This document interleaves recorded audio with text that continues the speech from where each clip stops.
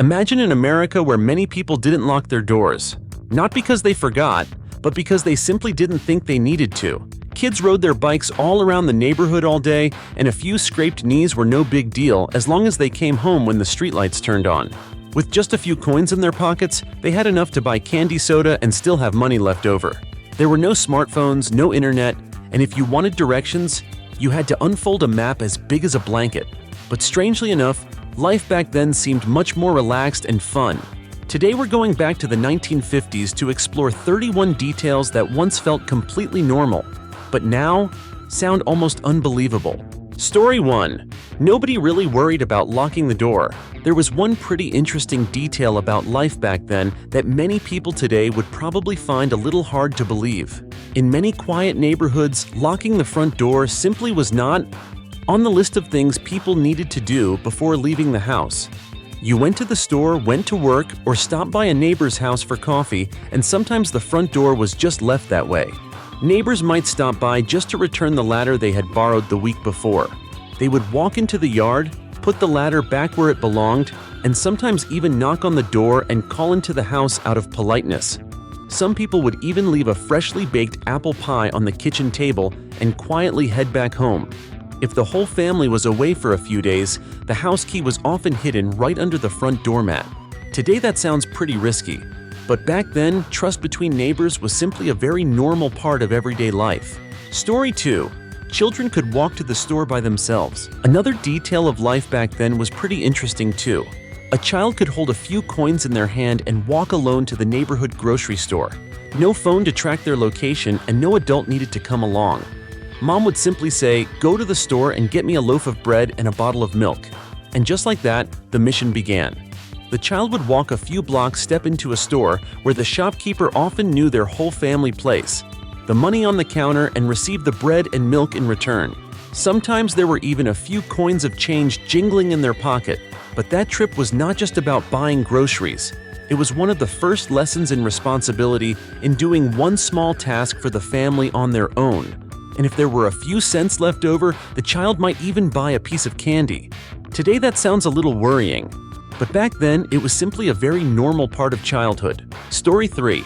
Some cars did not even have locks. It sounds hard to believe, but there was once a time when you could park your car on the street and then just walk away.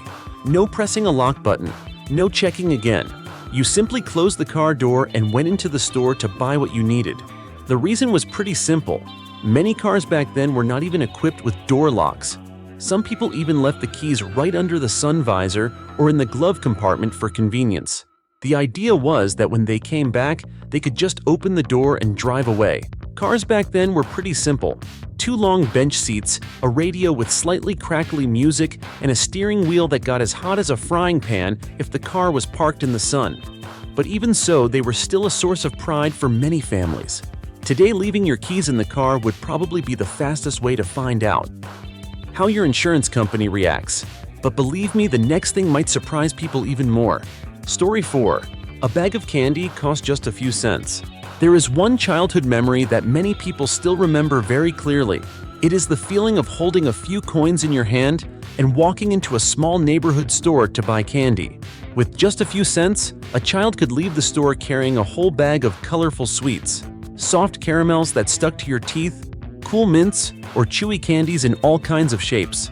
Kids would often stand in front of the candy counter for quite a while, thinking very seriously as if they were making an important financial decision. The shopkeeper would wait patiently and sometimes even drop an extra little piece of candy into the bag like a gift. After that, the kids would walk back outside with the candy bag swinging in their hand and a huge smile on their face. Today, a few coins probably would not buy much of anything. But back then, that was enough to create a very happy afternoon. But childhood back then had other joys that were just as memorable. Story 5. Tiny TV screens. Today, we are used to television sets with screens so large they take up almost an entire wall. But back then, the TV in the house usually had a screen only a little bigger than a dinner plate. The picture was black and white, and sometimes the static was so bad, it looked like there was a snowstorm happening right in the living room. If the signal was weak, someone in the house would have to get up and turn the antenna while another person shouted from the living room, "Is it better now? Wait. Go back a little." But the interesting part was that the size of the TV did not really matter. Every evening, the whole family still gathered around it. Dad sat in his chair, Mom sat beside him, and the kids sat right on the floor with their eyes fixed on the screen. The program itself might have been simple, but the real memory was the moment the whole family watched it together. Today, TVs are much bigger, but it is rare for the whole family to sit and watch together like that. But entertainment back then still had another interesting kind of joy. Story 6. The ice cream truck was a big event for the whole neighborhood. In many American neighborhoods back then, you did not need a clock to know how fun summer was. All it took was the sound of the ice cream truck bell ringing from the end of the street. And immediately, kids appeared from everywhere as if their names had just been called over a loudspeaker.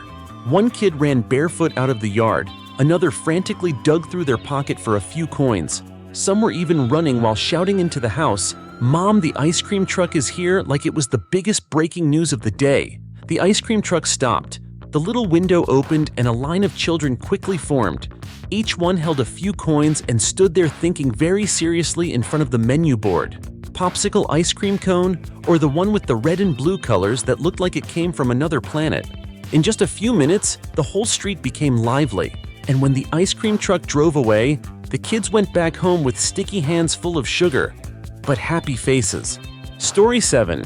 Milk was delivered right to the door every morning. There is one morning sound that many people still remember very clearly.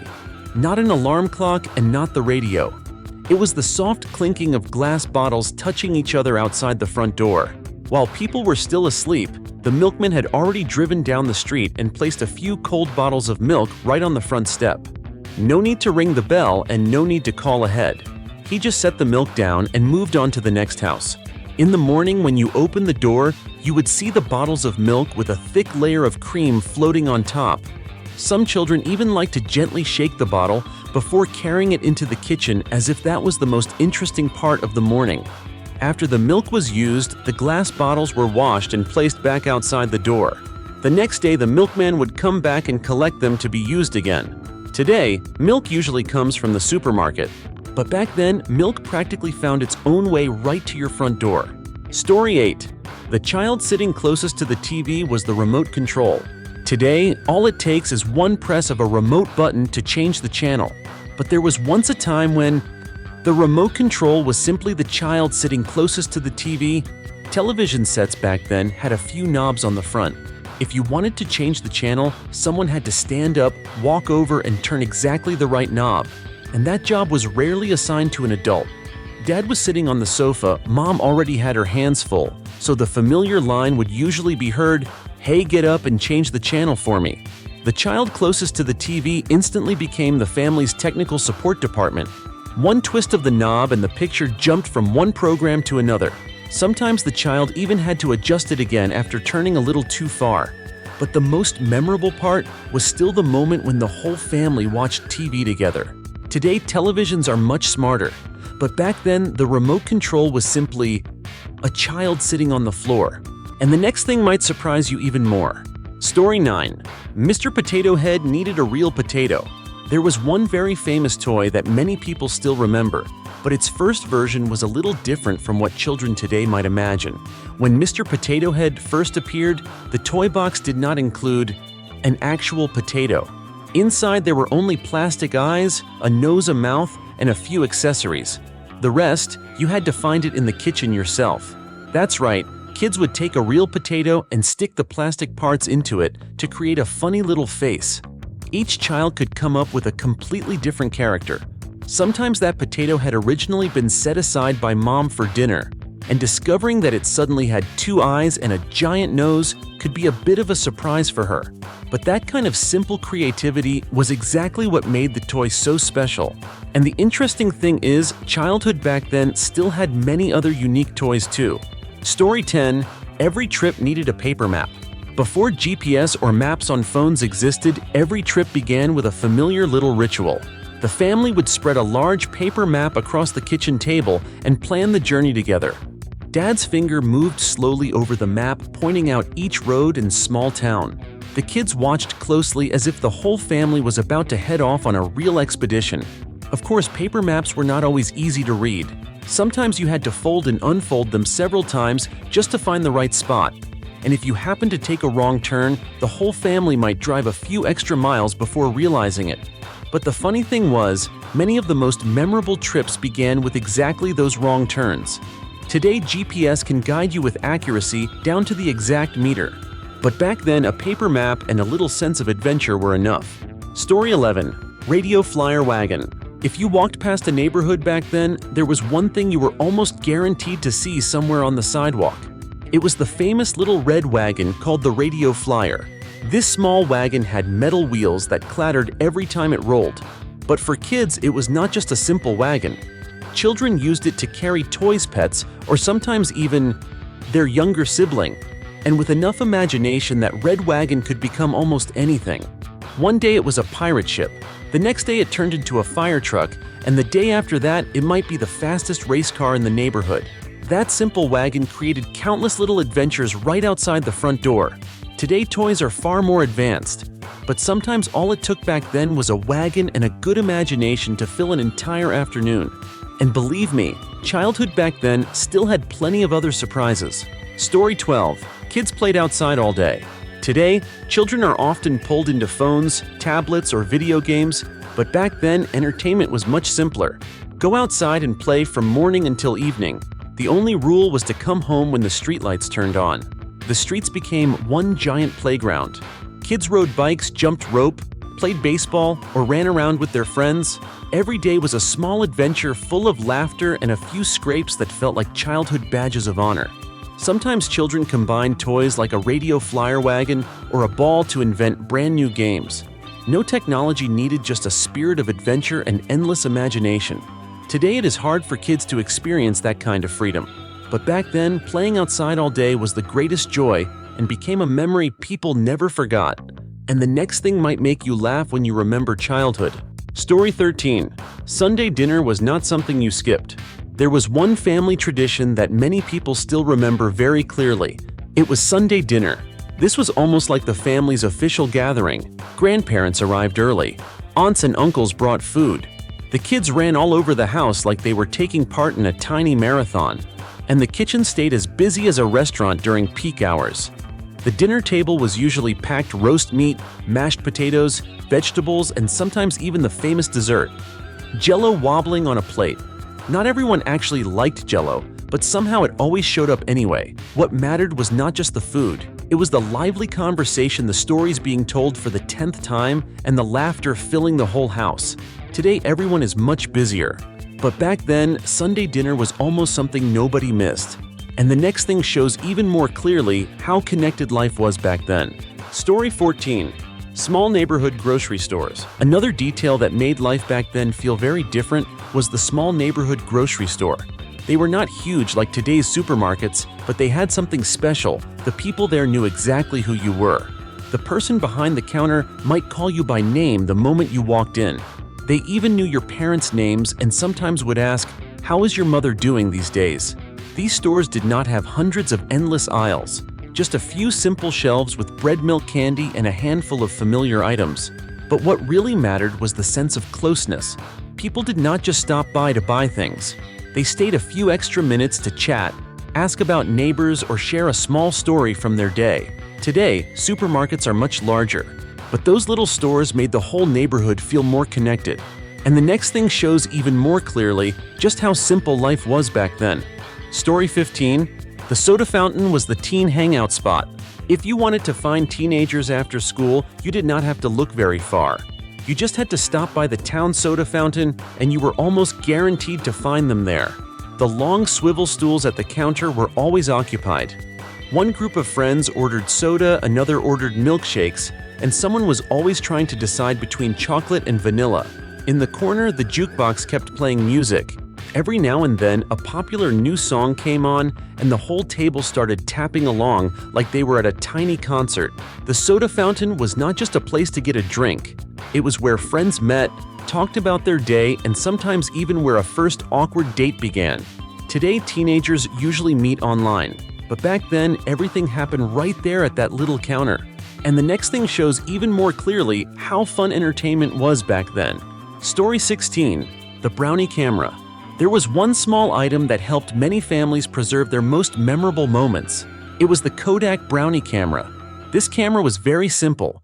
You looked through a tiny square viewfinder, pressed the shutter button, and hoped the picture came out right. There was no screen to check the photo afterward, no color filters, and definitely no delete button. The pictures were usually black and white, sometimes a little blurry, and every now and then someone's finger accidentally covered part of the frame. But they still captured important moments, birthdays, beach trips, or a backyard barbecue. Every photo had value because you could not take hundreds of pictures and sort through them later the way people do now. Today, everyone has a camera in their phone. But those simple photographs became very precious memories. And believe me, the way people shared those photos back then was even more interesting. Story 17. Families usually had only one car. There was one thing that felt quite different from life today. Many families back then had only one car for the entire household. That one car had to do everything. In the morning, it took Dad to work. In the afternoon, Mom used it to go grocery shopping. And on the weekend, the whole family climbed in together to go for a drive or visit relatives. Sometimes the scheduling could be pretty interesting. If Dad was using the car for work, other plans had to wait. But that was exactly what made each shared trip feel more special. Cars back then often had a long bench seat in the front with enough room for 3 people to sit close together. The kids squeezed into the back, sometimes even arguing over who got the window seat. Today, many families have 2 or 3 cars. But back then, just one car was enough for the whole family. And believe me, those shared rides created a lot of unforgettable memories. Story 18. Gas cost only about 29 cents. There is one number that often makes people today stop and wonder if they heard it correctly. It is the price of gasoline. Back in those years, a gallon of gas cost only about 29 cents. That meant with just a few dollars in your pocket, you could fill up the entire tank of your car. And the interesting part was that after paying for gas, you still had enough money left to buy a cold Coke or a few packs of chewing gum from the little station shop. Getting gas back then was also quite different. You did not have to do it yourself. An attendant in uniform would walk out, pump the gas, for you clean the windshield, and even call you sir. Today, gas prices often make people sigh the moment they look at the pump. But back then, driving long distances felt much simpler and far more relaxed. And believe me, driving culture back then still had plenty of other interesting details. Story 19. Disneyland opens. There was one entertainment event that made many families incredibly excited when they first heard the news. It was the day Disneyland officially opened in 1955. On opening day, Walt Disney himself was present at the park to welcome the very first visitors. For many people, that felt like meeting the man who had created an entire world of childhood imagination. At that time, Disneyland did not have nearly as many attractions as it does today. The park only had a few dozen rides. But for children and adults alike, every corner felt like stepping into a fairy tale. Of course, opening day was not completely perfect. The weather was hot, the asphalt was still soft, and the park was so crowded that many people had to wait in line for quite a while. Even so, Disneyland quickly became a famous symbol of entertainment. Today, the park has grown much larger. But on that very first day, everything was just beginning. And believe me, the changes in entertainment culture back then became even more interesting after that. Story 20. Eating burgers right on the car hood. There was a pretty interesting kind of dinner that many young people today might find a little unusual.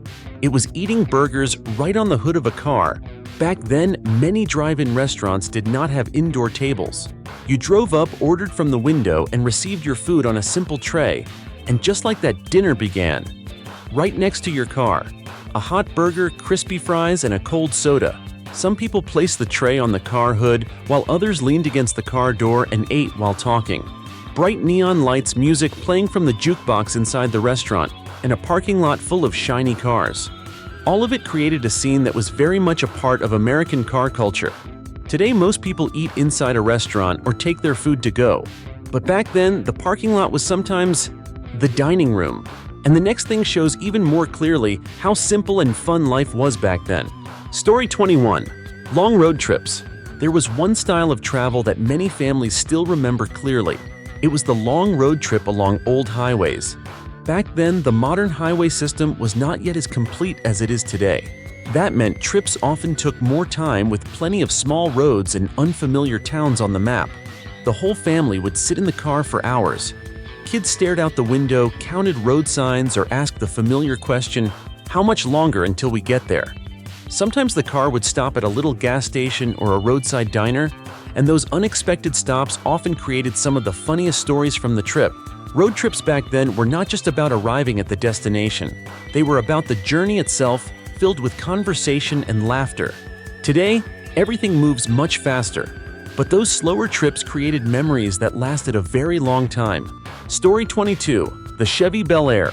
There was one car that the moment people saw it instantly made them think of an entire era. It was the Chevy Bel Air. This car stood out from the very first glance. Shiny two-tone paint, sparkling chrome details, and a rear design that looked especially striking. When it drove down the street, almost everyone turned to look. For many families, owning a Bel Air was not just about having a way to get around. It was like a small statement that things were going pretty well. Kids loved sitting in the back and looking out the window as the car cruised through the neighborhood. And the adults felt proud to drive a car that looked like it had come straight out of the future. Today, cars are far more modern, but the style of the Bel Air still makes many people smile when they remember it. And believe me, that era still had many other fascinating icons. Story 23. TV dinner. There was one idea that was considered incredibly modern at the time. It was the TV dinner. This meal came in an aluminum tray divided into several small compartments. Each section held something different: meat, potatoes, vegetables, and sometimes even dessert.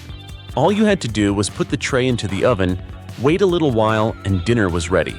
No need to cook much, and no need to wash too many dishes afterward. The interesting part was that the name TV dinner was not random. The whole idea was that you could eat your meal while sitting in the living room watching your favorite television program. For many families, that felt very new and modern. Of course, sometimes the dessert ended up hotter than the meat, and you had to wait a few extra minutes before eating it.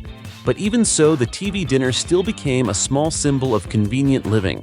And the next thing shows even more clearly how technology changed everyday life. Story 24. Strange Jell-O dishes. There was one dish back then that made many people both curious and a little confused. It was Jell-O. Today, Jell-O is usually just a sweet dessert, but at that time, many families liked to try recipes that were quite creative. Instead of using only fruit, Jell-O was sometimes mixed with vegetables, cold cuts, or even tuna. Everything was placed into a large mold and left to set into a jiggly shape on the dinner table. When it was brought to the table, people often looked at it for a few seconds before deciding where to begin. The kids were curious, while the adults sometimes tried very hard to look excited. Even if the flavor surprised some people, this kind of Jell-O still showed up at many family gatherings. Today, many of those recipes sound pretty strange, but back then it was simply a fun way to try something new. And believe me, the food of that era still had plenty of other surprises. Story 25. Kids rode bikes without helmets. There was a very familiar sight on many streets back then. Kids riding their bikes everywhere from one end of the block to the other all afternoon long. The interesting part was that almost nobody wore helmets. No protective gear, no elbow pads or knee pads. Just a bicycle, a few ribbons tied to the handlebars, and a lot of energy. Kids raced each other to see who was faster, who could ride with one hand the longest, or who dared to fly down the small hill at the end of the street. Of course, sometimes there were a few scraped knees along the way, but those scratches were often treated like badges from a fun afternoon. Today, safety is taken much more seriously, and that is definitely a good thing. But back then, the feeling of wind hitting your face while riding fast down a hill was one of the greatest joys of childhood. Story 26. Kitchen cabinets full of canned food. There was a pretty interesting detail in many kitchens back then. If you opened the cabinet, there was a good chance you would see rows of canned food neatly lined up. Cans of soup, canned fruit, and especially Spam showed up in almost every household. Part of the reason was convenience, but many people also like to keep extra food stored away. At the time, worries about war and possible emergencies made many families want to keep some long-lasting food on hand. Looking into the cabinet, you could see all kinds of labels and colors. Sometimes kids would even stand there for a few minutes, trying to decide which can should be opened that day. Of course, canned food was not always the most exciting meal, but it gave families the reassuring feeling that there was always food available in the house. And believe me, kitchen habits back then had many other interesting details too. Story 27. Full-service gas stations. There was one driving experience back then that felt quite different from today, and many people still remember it clearly. It was the moment you pulled into a gas station and did not even need to step out of the car. As soon as the car came to a stop, a neatly dressed attendant would quickly walk over and greet you. All you had to do was roll down the window and simply say, "Fill it up, please." The rest was their job. The attendant would pump the gas quickly, check the tires, and almost certainly clean the windshield with that familiar long-handled squeegee. The whole process felt like a mini car care service right on the spot. Meanwhile, you could just sit in the car, listen to the radio, or chat with whoever was riding with you. Today, most people have to pump their own gas, but back then, getting gas felt like a small service wrapped in politeness. And believe me, life back then still had many more interesting little details. Story 28. Elvis Presley. There was one name that appeared and almost instantly changed music. It was Elvis Presley. When Elvis started performing, rock and roll suddenly became incredibly exciting. Teenagers everywhere turned their radios up loud, copied his hairstyle, and tried to imitate his dance moves. For many young people, Elvis felt like a star from a completely new world. But the reaction from adults was a little different.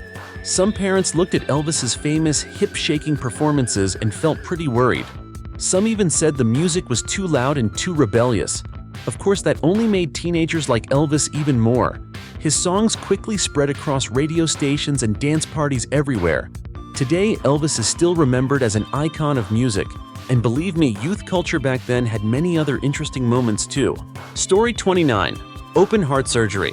While everyday life continued with family dinners and long road trips, science was also making major breakthroughs.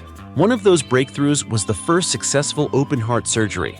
The idea sounded almost like something from a science fiction movie, temporarily stopping the heart, repairing the problem, and then starting it again.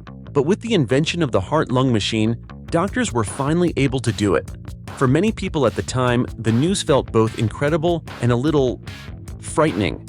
But it also brought hope to many patients who previously had no chance of treatment. From that bold step forward, medicine began opening a new era in heart surgery. Today, surgeries like this have become far more common. But back then, that first success felt like a brand new door opening for modern medicine. Story 30. The microchip is invented. While people were busy with new cars, black and white TV shows, and long road trips, a tiny invention was quietly appearing inside laboratories. It was the microchip.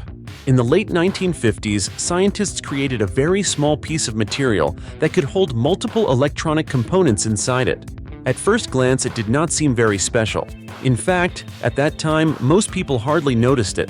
To be honest, many people were more impressed by automatic garage doors than by a tiny piece of material sitting in a laboratory. But that small microchip later became the foundation for computers, phones, and almost every modern electronic device. Today, the world runs on those tiny chips. But when it first appeared, almost nobody could imagine how much it would change everyday life. And the final story shows one more unforgettable moment in history. Story 31. Sputnik. There was one moment near the end of that decade that made the entire world pay attention. In 1957, the Soviet Union launched Sputnik, the first artificial satellite to orbit the Earth. The satellite itself was not very large. It was only about the size of a beach ball with a few long antennas. But the important thing was not its size. What surprised many people was that for the first time in history, humans had placed an object into orbit around the Earth. News of Sputnik quickly spread across radio stations and newspapers. Many people looked up at the night sky trying to imagine where that small satellite might be flying above them. The event also made the United States realize that the race in technology and science had entered an entirely new stage. From that moment on, the space race officially began, and as we now know it, eventually carried humans all the way to the moon. After looking back at all these things, you might notice something interesting. Life back then was both simple and very different from today. No smartphones, no internet, but somehow people still found plenty of small joys every single day. Some of these details sound a little strange now, but others might make people smile as they remember old memories. Now I want to ask you a question. Out of everything we just talked about, which detail surprised you the most? Share your answer in the comments. And if you enjoy nostalgic stories like this, don't forget to hit like, subscribe to the channel, and come back for the next videos.